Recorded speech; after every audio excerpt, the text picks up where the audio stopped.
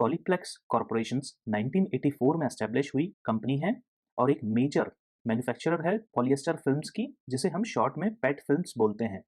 पेट films बहुत सारे type और थिकनेस में आते हैं, जिसे कई कैटेगरीज में क्लासिफाई किया जाता है, जैसे thin and thick PET films, BOPP, BOPET, CPP and blown, metallizer, holography and coatings.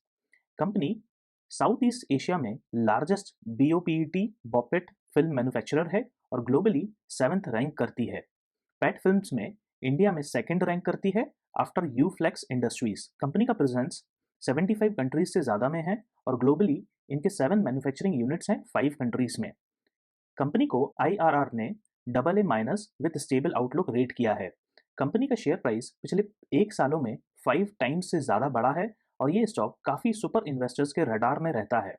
Company के सभी प्रोडक्ट्स का रॉ मटेरियल नेचुरल गैस या ऑयल है और उसके प्राइस फ्लक्चुएशन से कंपनी के प्रॉफिटेबिलिटी में बहुत फर्क पड़ता है। 2020 में जब क्रूड ऑयल का प्राइस $20 पर बैरल के आसपास था, तब कंपनी ने ताबड़तोड़ मुनाफा कमाया। इस पूरी इंडस्ट्री में एनवायरनमेंट प्रोटेक्शन एक बहुत इंपॉर्टेंट फैक्टर है और इंडिया में भी पॉलीथीन बैग्स पे ऑलरेडी बैन हो चुका है और बहुत ज़्यादा बैन्स बाकी के सिंगल यूज प्लास्टिक्स में प्लान्ड हैं। कंपनी काफ़ी ज़्यादा बायोडिग्रेडेबल फिल्म्स और भी सस्टेनेबल प्लास्टिक्स फिल्म्स पे काफ़ी R&D कर रही है।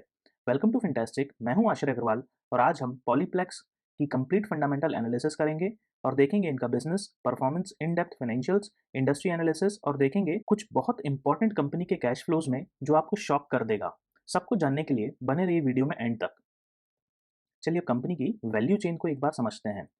तो कंपनी इकलौती ऐसी कंपनी है जो खुद पेट रेजिन्स को मैन्युफैक्चर करती है और जिसकी वजह से इनके कॉस्ट ऑफ रॉ मटेरियल्स बहुत कम हो जाते हैं और बहुत अच्छे मार्जिन्स पे ये अपना बॉटम लाइन को होल्ड करते हैं। अगर आप यहाँ पे इस चार्ट में देखेंगे तो इनका raw material basically natural gas और क्रूड ऑयल है।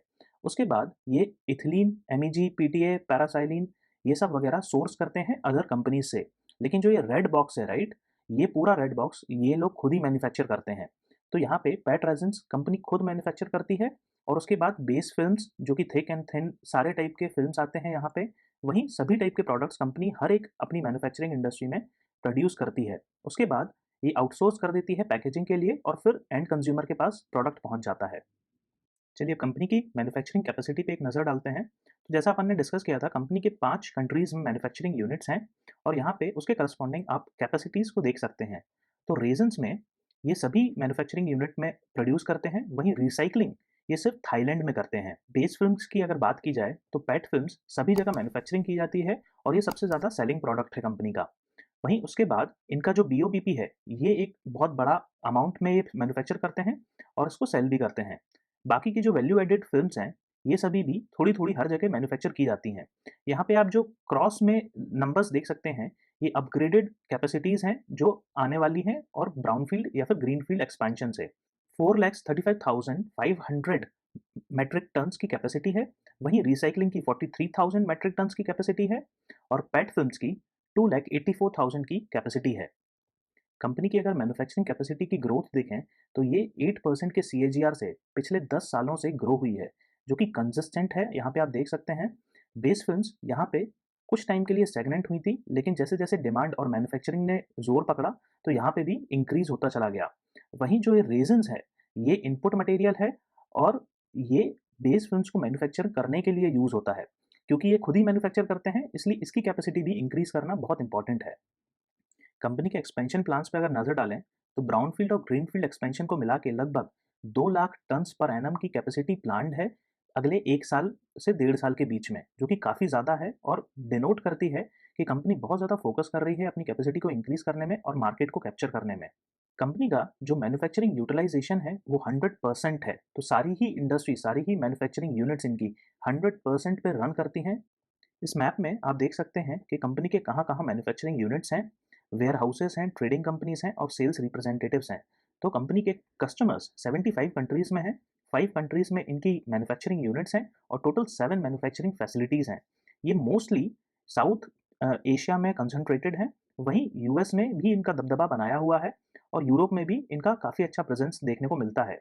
चलिए कंपनी के प्रोडक्ट यूसेज पे एक नज़र डालते हैं। तो कंपनी का 70% जो सेल्स आती है वो पैकेजिंग से आती है, और यहाँ पे आप देख सकते हैं किस किस कैटेगरी में, लगभग हर जगह जहाँ आप प्लास्टिक फिल्म्स देखते हैं वहाँ पे पैकेजिंग में कंपनी का प्रोडक्ट यूज़ होता है। मैं चाहता हूँ आप 1 मिनट के लिए देखें इस पिक्चर को और समझें कि हर एक आइटम में जो भी हम परचेज करते हैं वहाँ किसी ना किसी फॉर्म में प्लास्टिक फिल्म्स का यूज़ काफ़ी ज़्यादा होता है। 30% यूज़ इंडस्ट्रियल यूज़ में आता है, जहाँ पे इलेक्ट्रिक्स एंड इलेक्ट्रॉनिक्स में यूज़ होता है। ये मोस्टली थिक फिल्म होती है। बिल्डिंग एंड कंस्ट्रक्शन में भी बहुत यूसेज होता है। काउंटलेस अदर यूसेज हैं, जैसे फेस शील्ड कोविड के टाइम पे तो बहुत ज़्यादा बिकी हुई है। ये स्पेशल आइटम था जो इन्होंने मैन्युफैक्चर किया कोविड के टाइम में। डिजिटल प्रिंटिंग में भी ये बहुत ज़्यादा होलोग्राम और ये सब चीज़ों में यूज़ होता है। लेमिनेशन में भी प्लास्टिक फिल्म्स का काफ़ी ज़्यादा यूसेज है। चलिए कंपनी का रेवेन्यू ब्रेकअप देखते हैं। तो स्टार्ट करते हैं ज्योग्राफीज से। तो सबसे ज़्यादा जो इनको सेल्स आती है वो आती है यूएसए से, उसके बाद इंडिया से आती है, फिर थाईलैंड और फिर टर्की और उस एरिया से आती है। वहीं अगर हम प्रोडक्ट या फिर सेगमेंट वाइज में देखें तो सबसे ज़्यादा 56% सेल्स सिर्फ थिन पैट फिल्म से आती है, उसके बाद कोटेड फिल्म से आती है। चलिए कंपनी का डेट प्रोफाइल देखते हैं। तो पॉलीप्लेक्स जो एशिया की कंपनी है इनकी, वहाँ पे इनके पास काफ़ी ज़्यादा कैश है और डेट काफ़ी कम है, जो कि बहुत अच्छी बात है। लेकिन अगर आप थाईलैंड वाले केस में देखेंगे तो लॉन्ग टर्म डेट इनके पास कैश से कहीं ज़्यादा है, जो कि एक बहुत बड़ा प्रॉब्लम बाद में फ्यूचर में क्रिएट कर सकता है। वहीं अगर आप कंसोलिडेटेड वे में भी देखेंगे तो इनके पास काफ़ी ज़्यादा लोन्स हैं। 121 यूएस मिलियन डॉलर्स में इनके पास लोन है, वहीं जो कैश एंड कैश इक्विवेलेंट है वो सिर्फ 175 है।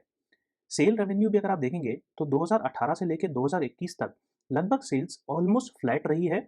वहीं इस साल एक्सपेक्टेड है कि ये काफ़ी ज़्यादा सरपास करेगी, क्योंकि इंडस्ट्रीज और कोविड के बाद जो भी लॉकडाउन वगैरह के रिस्ट्रिक्शंस थे वो सब अब अपलिफ्ट कर दिए गए हैं और बहुत ज़्यादा इकोनॉमिक एक्टिविटीज़ यहाँ पे होने के चांसेस हैं। चलिए अब इंडस्ट्री एनालिसिस करते हैं।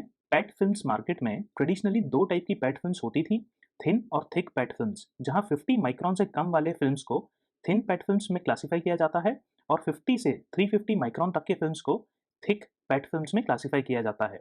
एशिया लार्जेस्ट मार्केट है थिन पैट फिल्म्स का और लगभग 75% डिमांड प्रोड्यूस करता है। इसकी सीधी सीधी वजह है ग्रोइंग और इमर्जिंग इकोनॉमीज चाइना और साउथ एशिया में। ग्लोबल थिन पैट फिल्म्स का मार्केट एक्सपेक्टेड है कि 5 to 6% के CAGR से ग्रो करेगा 2026 तक, और इंडिया में ये ग्रोथ 8 से 10% की होने वाली है। थिन पैड फिल्म्स का 75% यूज फ्लेक्सिबल पैकेजिंग में होता है, जैसे अपन ने प्रोडक्ट यूसेज में पहले देखा। इस चार्ट पे आप देख सकते हैं कहाँ कहाँ से डिमांड आ रही है और कहाँ कहाँ पे कैपेसिटी ज़्यादा है। चलिए अब थिक पैड फिल्म्स के बारे में भी देखते हैं। तो थिक पैड फिल्म्स बहुत ज़्यादा कंसंट्रेटेड है एशिया रीजन में और ग्लोबल कंजम्पशन का 80% कॉन्स्टिट्यूट करता है। Thick pad films mostly electrical और इलेक्ट्रॉनिक्स में यूज़ किया जाता है और इसकी डिमांड 2020 में 4% डिक्लाइन हुई थी कोविड की वजह से, जहां इलेक्ट्रॉनिक्स मैन्युफैक्चरिंग में काफ़ी स्लो डाउन आया था।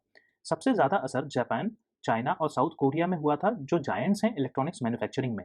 फ्यूचर में एक्सपेक्टेड है कि डिमांड 4 से 5% के CAGR से ग्रो करेगी, और इन चार्ट्स में, पाई चार्ट्स में आप देख सकते हैं डिमांड और कैपेसिटी और एंड यूसेज किस किस जगह पे, किस रीजन में कितना है। चलिए BOPP फिल्म्स के बारे में डिस्कस करते हैं। तो ये फिल्म्स काफ़ी ज़्यादा मॉइस्चर रेजिस्टेंट होती हैं और जनरली सॉल्टी फूड्स और ड्राई स्नैक्स की पैकेजिंग में यूज़ किया जाता है। ये एक सुपीरियर टाइप की पेट फिल्म होती है जिसका 80% यूज़ पैकेजिंग में ही होता है। BOPP का भी मार्केट एक्सपेक्टेड है कि 4 से 5% की CAGR से ग्रो करेगा और चाइना अकेले ही ऑलमोस्ट 50% डिमांड और सप्लाई को कंट्रोल करता है। इन तीनों कैटेगरीज में thin PAT film, thick PAT films और BOPP में अपन ने देखा, आप रिवाइंड करके देख सकते हैं कि जो कैपेसिटी है वो बहुत ज़्यादा है एक्चुअल डिमांड से। तो आने आने वाले फ्यूचर में डिमांड इतनी तेज़ी से नहीं बढ़ रही जितनी तेज़ी से कैपेसिटी बढ़ रही है कंपनीज़ की। तो ये एक टाइम पे आके स्टैग्नेंट हो जाएगी, जहाँ पे इन्हें एक्सपांशन करना बंद करना पड़ेगा और कंजम्पशन ही कम रह जाएगा। चलिए कंपनी की फाइनेंशियल स्टेटमेंट्स पे एक नज़र डालते हैं। और कंपनी की फाइनेंशियल स्टेटमेंट्स बहुत इंटरेस्टिंग है और मैं चाहता हूँ आप इसे ध्यान से देखें, क्योंकि ये कुछ और ही कहानी बयां कर रहे हैं। तो अगर ओवरऑल ऊपर ऊपर से देखें तो पिछले 4 क्वार्टर्स में सेल्स भी बढ़ी है और जो नेट प्रॉफिट है पिछले 4 क्वार्टर्स का वो भी कंटिन्यूअसली बढ़ा है, जो कि बहुत अच्छी बात है। अगर आप ध्यान से आप डिग इन करेंगे तो आपको पता चलेगा मार्च 2021 में इनकी जो सेल्स थी, ऑपरेटिंग रेवेन्यूज था, वो 353 करोड़ का था। वहीं जो अदर इनकम थी वो ऑलमोस्ट बराबर 300 करोड़ पे स्टैंड करती थी।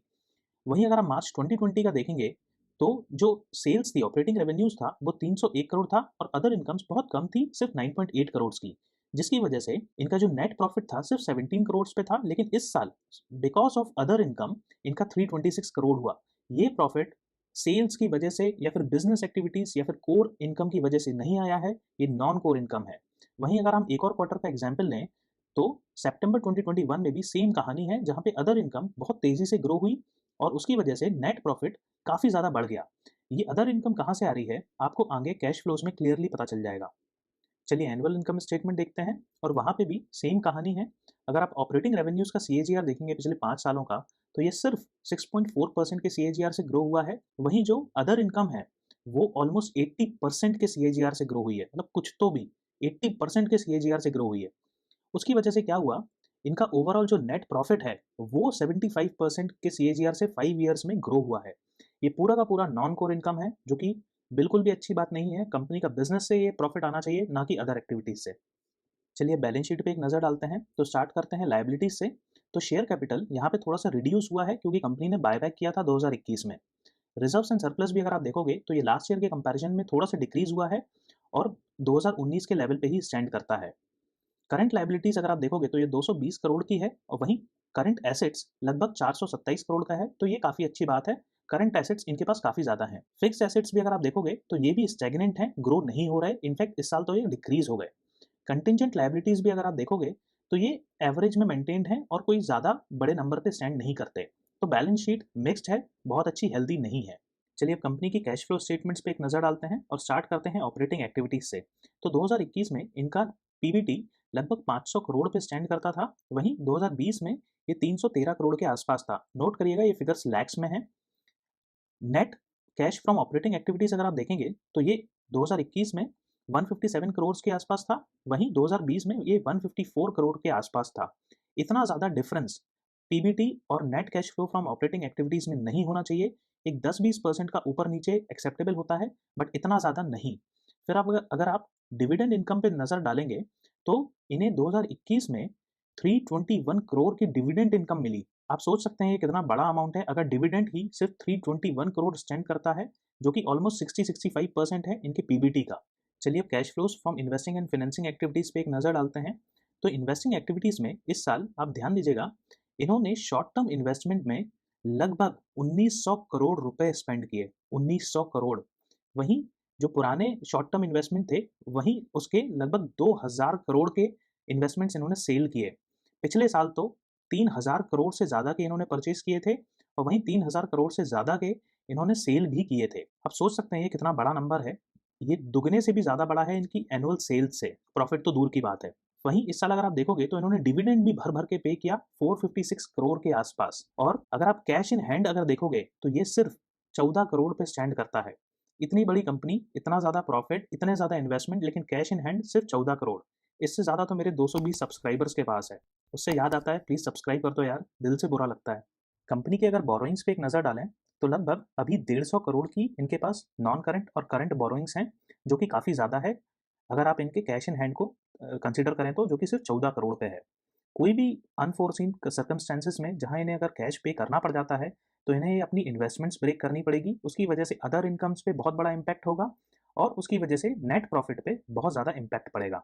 चलिए अब इंपॉर्टेंट रेशियोज़ पे एक नज़र डालते हैं। तो कंपनी का शेयर अभी फेस वैल्यू 10 रुपीज़ पे स्टैंड करता है और सारे ही पर शेयर रेशियोज़ बहुत ही अच्छे नंबर पे हैं, अगर आप पिछले 5 सालों से कंपेयर करें तो। कोई भी रेशियो हो, चाहे वो ईपीएस हो, कैश ईपीएस हो, डाइल्यूटेड ईपीएस हो, बुक वैल्यू हो, या फिर पीबीडीआईटी, पीबीआईटी और पीबीटी या नेट प्रॉफिट पर शेयर हो, सभी के सभी पर शेयर रेशियोज़ बहुत अच्छे हैं और पिछले साल से बहुत अच्छे इंक्रीज़ भी हुए हैं। लेकिन आपको ये पता है ये इनकम कहाँ से आई है? प्रॉफिटेबिलिटी रेशियोज़ पे भी अगर नज़र डालें, तो ये पिछले साल के कंपैरिजन में लगभग दुगने हो गए हैं और बहुत अच्छे नंबर्स पे स्टैंड करते हैं।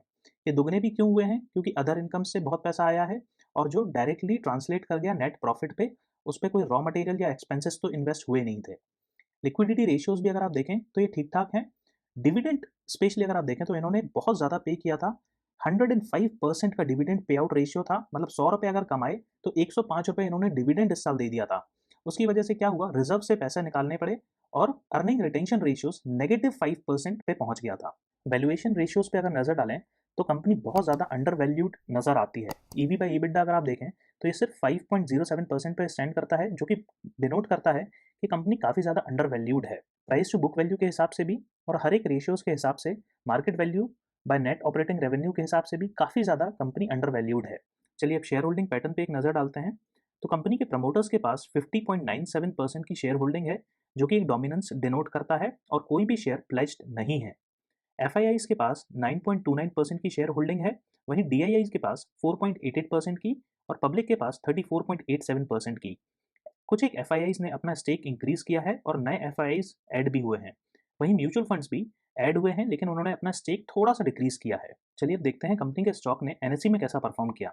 तो यहाँ पे आप देख सकते हैं 2011 से लेके लगभग 2017 तक कंपनी का share price almost consolidation phase में ही था और कोई भी इंक्रीज देखने को नहीं मिला। लेकिन अगर आप पिछले एक साल में देखें तो ये 5.5 गुना प्राइस बढ़ चुका है, 250 रुपये से लेके लगभग 2500 रुपये तक। तो ये बहुत बड़ा इंक्रीज है और डिनोट करता है नियर फ्यूचर में ये कंसोलिडेट करे या फिर थोड़ा सा डिक्लाइन भी करे। चलिए अब कंपनी को उसके पीयर्स के साथ कंपेयर करते हैं। तो पॉलीप्लेक्स का सबसे बड़ा पीयर यूफ्लेक्स ही है, जो कि इंडिया का सबसे बड़ा थिन पेट फिल्म मैन्युफैक्चरर है।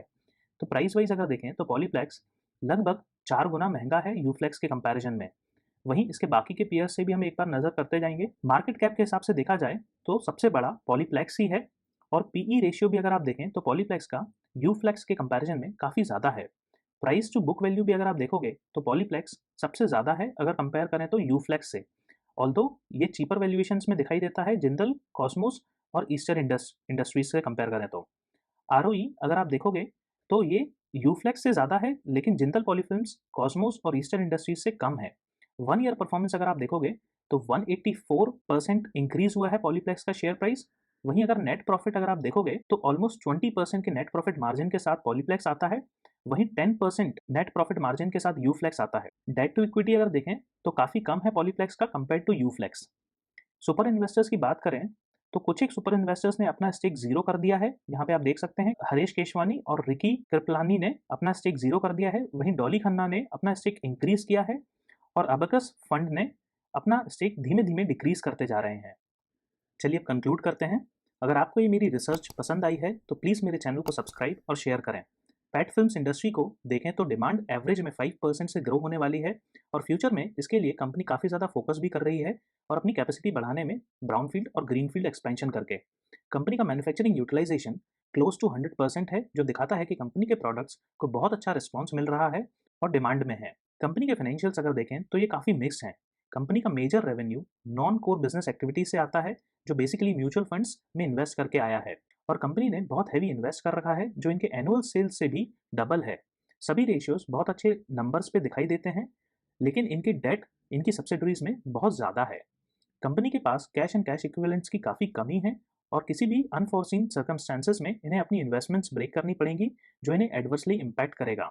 रॉ मटेरियल का फ्लक्चुएटिंग प्राइस और एनवायरमेंटल इम्पैक्ट बहुत सिग्निफिकेंट हैं और फ्यूचर में कंपनी के बिजनेस को काफ़ी ज़्यादा हिट कर सकते हैं। शेयर प्राइस पिछले एक साल में 5 टाइम्स से ज़्यादा बढ़ गया है, तो हो सकता है कि कंसोलिडेशन आए। कंपनी के बिजनेस ग्रोथ वैल्यूएशन और पास्ट को देख के मैं इसको 5 आउट ऑफ 10 ही रेट करूंगा। कमेंट्स में ज़रूर बताएं आपको क्या लगता है पॉलीप्लेक्स का क्या फ्यूचर है और क्या आप इसमें इन्वेस्टेड हैं। Thank you.